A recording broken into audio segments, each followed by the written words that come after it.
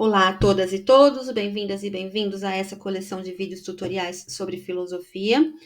Como sempre explico no começo dos vídeos, eu tenho duas intenções com esses vídeos. A primeira é oferecer uma ferramenta de apoio às explicações teóricas sobre temas introdutórios da filosofia, e a segunda é oferecer um ponto de partida para qualquer pessoa que tenha interesse em aprender o básico do básico da filosofia. Com isso em mente, avançamos. Nesse vídeo, vamos tratar de construir as bases teóricas para a atividade filosófica.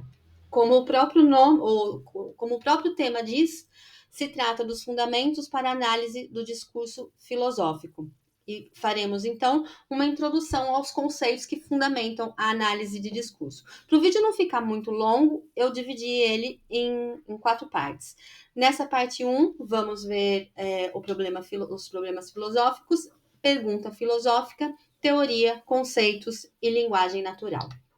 Bem, é importante retomar, né, sempre tendo isso em mente, que a filosofia é uma prática que busca entender questões fundamentais sobre a realidade, o conhecimento, os valores e a ação humana. Para Vega Renon, um filósofo espanhol, a filosofia é caracterizada como uma atividade que envolve interpretação. Isso significa, então, que filosofar implica analisar as razões que sustentam diferentes pontos de vista. E para isso, vamos precisar dar razões a favor e contra o quê? Determinadas ideias, certo?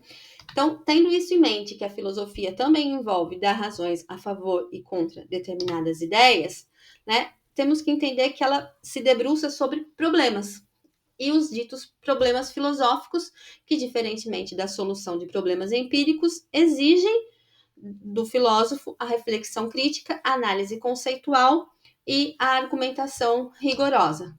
Por exemplo, vamos pensar no tema da ciência e das teorias científicas. Então, na filosofia da ciência, podemos discutir se as teorias científicas descrevem a realidade ou apenas servem para prever fenômenos. Como isso funciona na prática? Um exemplo: se vamos dar razões a favor da primeira ideia, que é o realismo científico, então as teorias funcionam. Teríamos que argumentar que as teorias funcionam porque correspondem, pelo menos em parte, à estrutura real do mundo. E se formos dar razões contra, as teorias não precisam ser verdadeiras, né? Partiríamos da ideia que as teorias não precisam ser verdadeiras, apenas úteis para explicar e prever observações. Bem, pensar, então, no problema filosófico envolve entender que um problema filosófico ele estará sempre em relação com uma pergunta filosófica. E o problema filosófico, então, se a gente for definir e distinguir os dois, é a situação de dificuldade teórica ou prática que exige a análise filosófica. Enquanto a pergunta filosófica é a formulação concreta que surge dentro de um problema. É como tornamos esse problema discutível e investigável. Um exemplo dos dois, o problema filosófico. Um problema muito conhecido na filosofia da ciência é o problema da demarcação. Por exemplo, como distinguir ciência de pseudociência, ou também como distinguir ciência do senso comum. E a pergunta filosófica? Ela seria: o que é a ciência?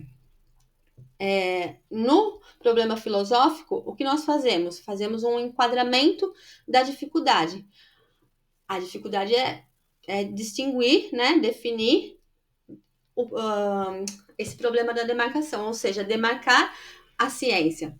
Se pensamos na pergunta filosófica, ela vai envolver o modo de investigar. Por exemplo, se pensamos o que é ciência, vamos analisar esse problema seguindo uma linha mais conceitual. Se nós perguntamos como a ciência trabalha, nós vamos trabalhar dentro de uma linha mais descritiva. Então, a resposta a uma pergunta filosófica, é uma teoria ou tese expressa por meio de enunciados declarativos com o objetivo de resolver ou esclarecer o problema em questão. Porque sempre que nós fazemos uma pergunta filosófica, nós vamos necessitar de uma resposta, certo? Toda pergunta exige uma resposta. E a teoria, no caso, é o que permite sistematizar e resumir conhecimentos, dar explicações, fazer predições e resolver problemas. No contexto filosófico, então, uma teoria vai ser uma resposta ou explicação organizada para problemas específicos. Ela é composta por proposições articuladas logicamente, onde algumas sustentam outras ou levam a conclusões. Assim, uma teoria é mais do que uma simples opinião, é um conjunto sistemático de ideias que resolve questões de maneira racional e fundamentada. Bem, para construir uma resposta válida, é necessário trabalhar com conceitos.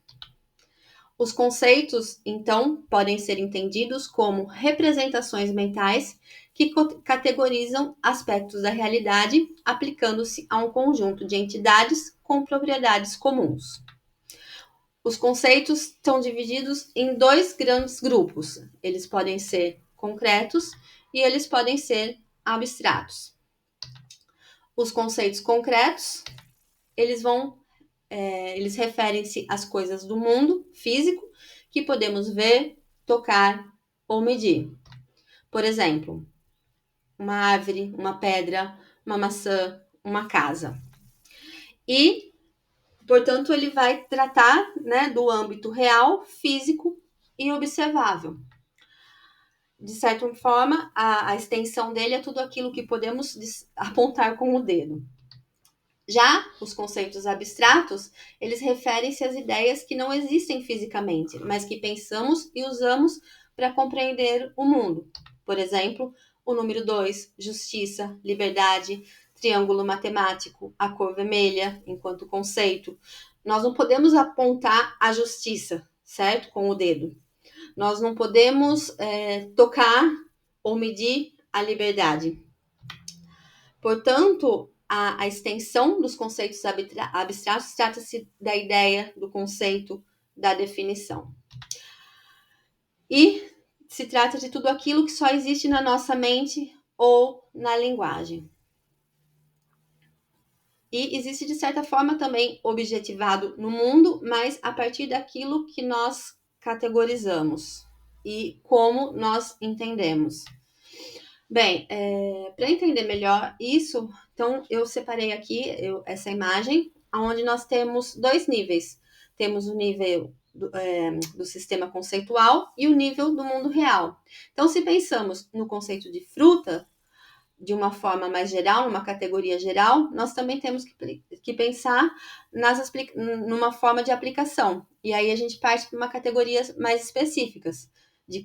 No mundo real, esse conceito de fruta vai se aplicar a várias entidades do mundo. A pera, a maçã, a uva.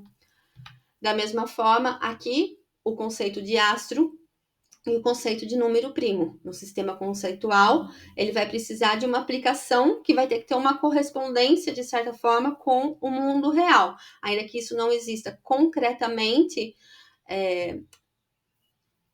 enquanto um objeto físico, por exemplo, como uma maçã ou uma pera, vai existir, no caso dos números, né, como um conceito aplicável de alguma forma a como entendemos a realidade. Bem, a filosofia ela pode debruçar-se sobre o problema científico que envolve caracterizar um organismo vivo e, para isso, ela pode levantar a seguinte questão, né? O que significa estar vivo? Para explorar essas questões, implica refletir sobre os conceitos de vida, organismo e autonomia. Também implica avaliar diferentes definições propostas por biólogos e filósofos e considerar as implicações éticas e científicas de cada resposta. Esse nível de debate filosófico ajuda a fundamentar o trabalho da ciência, ampliando o entendimento sobre o tema. Então, é por isso que é preciso entender bem a questão dos conceitos, porque uma simples pergunta, o que significa estar vivo? Então, sim, necessariamente nós vamos debruçar sobre esses conceitos que são principais e que fazem parte, que abrange essa simples pergunta, né, que seria vida, organismo, autonomia.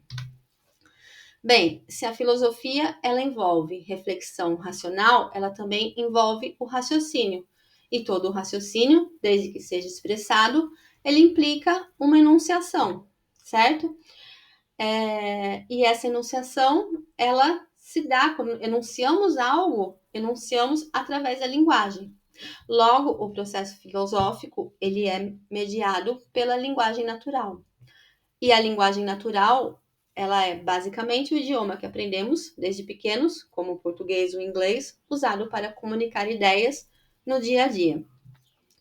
Então, é através da linguagem natural que formulamos perguntas e argumentos e que damos razões contra ou a favor de determinadas ideias.